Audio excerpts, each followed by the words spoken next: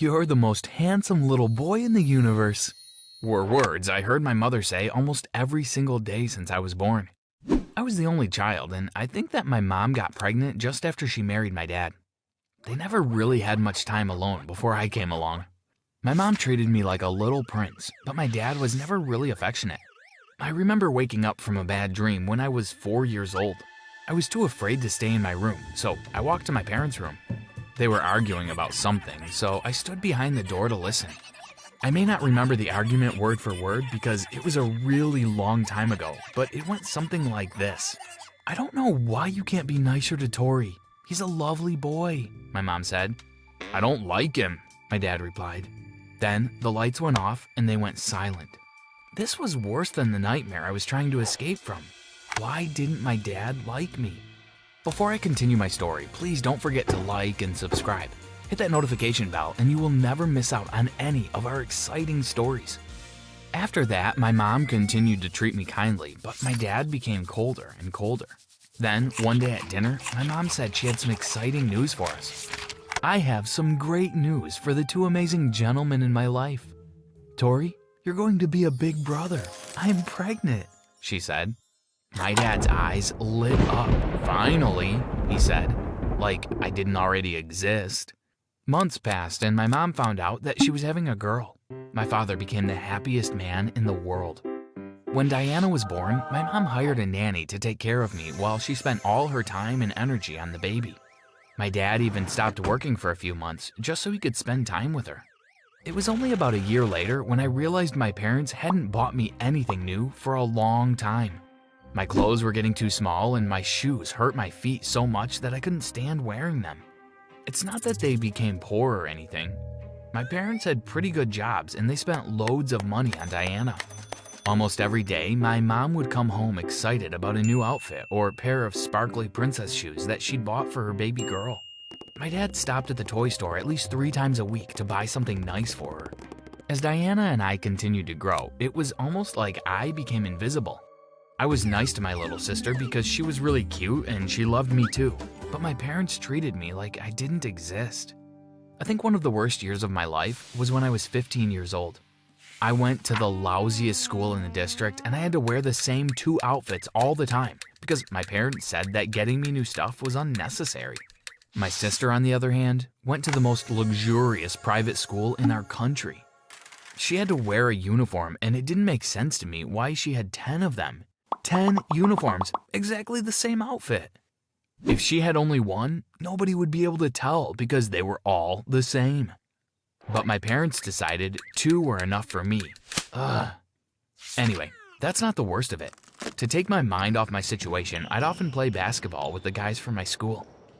They lived in a different neighborhood that was sort of dangerous, but my parents didn't care if I went there. "Tory, you helped us beat them again, man," my best friend Jay said. "Yeah, you've got the height, the skill, everything. You're the next Michael Jordan, I'm sure," Marcus added. "Guys, come on. And besides, my parents would never pay for me to get proper training," I sighed. "You don't need to be professionally trained if you already have so much talent. Just do your best on the basketball team, and I'm sure some college will pay you to play for them," Jay said. I felt happy to have such positive friends. I know that guys are always teasing each other and saying the most horrible things, but mine weren't like that. As I walked home that evening, I felt optimistic. Maybe I could make something out of myself and my life could change.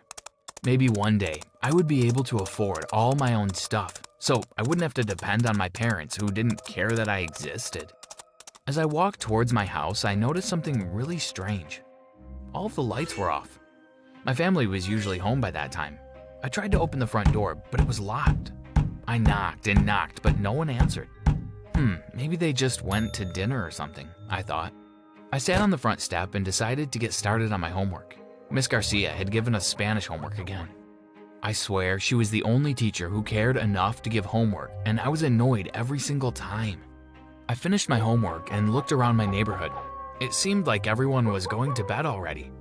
I didn't have a cell phone or a watch, so I had no idea what time it was. I was getting really tired and irritable. I tried to open the door again, and when it didn't work, I picked up a stone and smashed the front window. The alarm went off, and I hurried inside to turn it off so the police wouldn't have enough time to be alerted. Then I checked the clock. It was almost 11. Where on earth could they be? Diana's bedtime is 8 o'clock. I hope she's not in the hospital or anything, I thought. I had a shower and went to bed. The next morning, my house was empty. It seemed like nobody came home the night before. I shrugged, got ready for school, and left. I had an awesome day because the counselor came to our homeroom session to talk about sports scholarships. Apparently, if I was really good at a sport, I could get a full scholarship to study at a good college. Then I'd be able to get a really great job, or even better, I could be picked up for an awesome team. See what I was telling you yesterday? You're gonna make it big. Jay nodded to me from the next seat. I felt optimistic for the rest of the day until I got home and realized that my family hadn't returned. Luckily, the fridge was full, so it was easy to make myself something to eat. But I kept wondering if they had abandoned me, or what would happen if they never came back. Would I be taken away to live in an orphanage or some strange foster family? After a week, they still hadn't returned, and I jumped to the worst case scenario.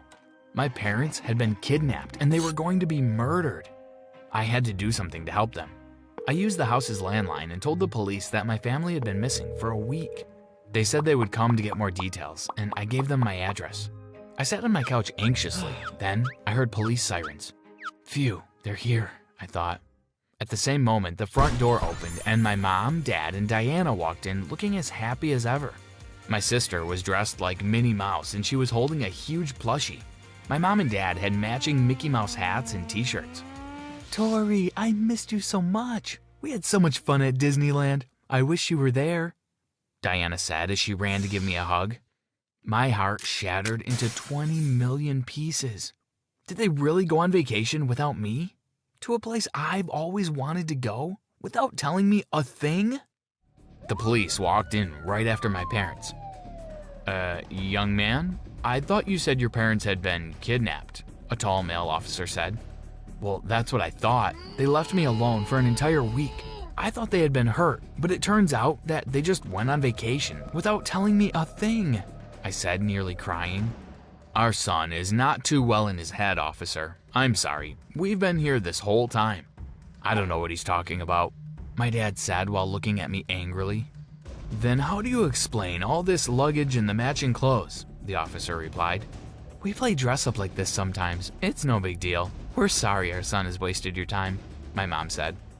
That doesn't make much sense. We'll investigate the matter, but for now, we have to attend to more urgent matters. The officer laughed. Then, as if nothing happened, my dad said to Diana, What do you want for dinner, honey? I was infuriated.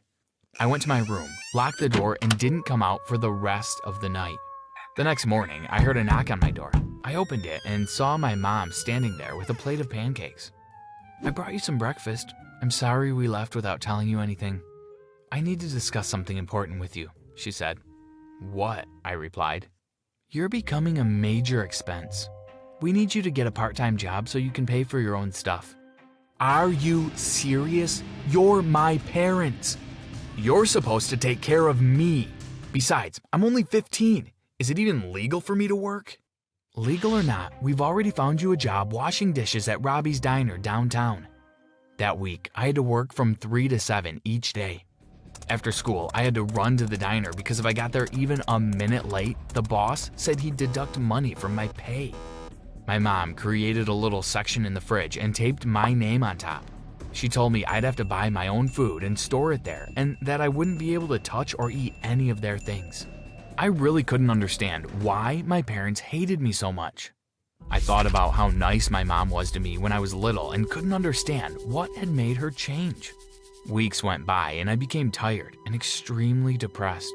Tory, you haven't been yourself these past few days. What's wrong? Jay asked one afternoon as I was rushing out of class so I could get to work. At that point, I sort of broke down and told him how my new schedule was so stressful.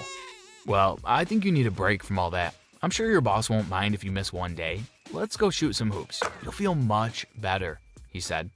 I agreed, and we met up with our other friends and headed to the court. I had a lot of fun, and by the time we were finished, my shift at the diner was already over. I walked home feeling better than I had in days. As soon as I opened my front door, my dad stared at me angrily. Who told you that you could miss a day of work? It took a lot of effort to get you that job, you know, he said. I didn't bother to reply. I rolled my eyes and walked up to my room. When I opened the door, the room was empty. "What the?" I started. "Tory, watch your language. Your sister is around somewhere," my mother said as she walked in my direction. "Where's all my stuff?" "I could have sworn I told you already. We've moved you to the basement so we can use this room for Diana's second playroom. Her first one is already too full of all her toys, and we're always buying her more, so we need somewhere to put them." "The basement? There are rats in there. There are no windows and it smells awful. Diana already has a bedroom and a playroom. She doesn't need a second playroom," I screamed. I stormed out of my house with tears in my eyes. At first, I didn't know where I was going. I just walked and walked until I ended up in Jay's neighborhood, then in front of his doorstep. "What are you doing here so late, honey?" his mom said as she answered the door. Jay appeared behind her. "What's wrong?" he said. At that point, I realized I'd never spoken to anyone about what I had been going through. I told them every single thing while sitting on their couch, then covered my head with my hands because I was so embarrassed. Jay and his mom sat in silence for a while. Then Jay had an idea. "Mom, we live alone now that my sister's gone to college.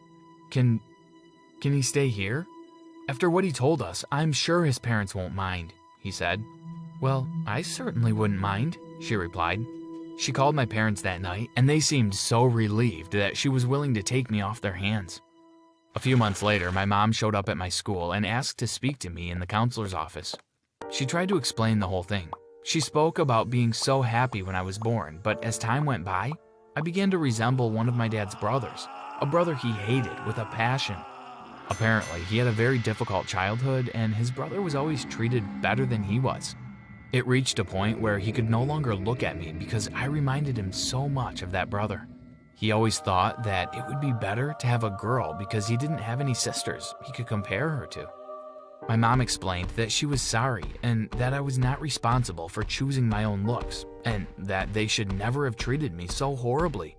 In the end, she broke down into tears and said that if I came home, she'd promise to get a divorce from my father and that we could start over. For my sister's sake, I decided not to go home.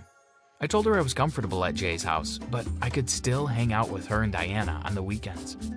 I've refused to go anywhere near my father, and I don't know if our relationship can ever be fixed. For now, I'm focusing on developing my talent.